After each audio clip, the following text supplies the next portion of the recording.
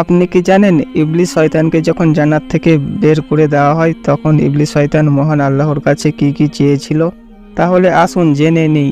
শয়তান যখন জান্নাত থেকে বের হয়েছিল সর্বপ্রথম আল্লাহকে এই প্রশ্নটা করেছিল, আল্লাহ আমি থাকবো কোথায়? আসমান জমিন যেদিকে তাকায় সবই তো আপনার সৃষ্টি।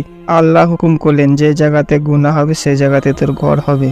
ইবলিস আবার জিজ্ঞাসা করলো, আমার খাবার কি হবে? তখন আল্লাহ বললেন, যে বান্দা বিসমিল্লাহ না বলে যেসব খাবারগুলো খাবে সেগুলো হবে তোর খাবার।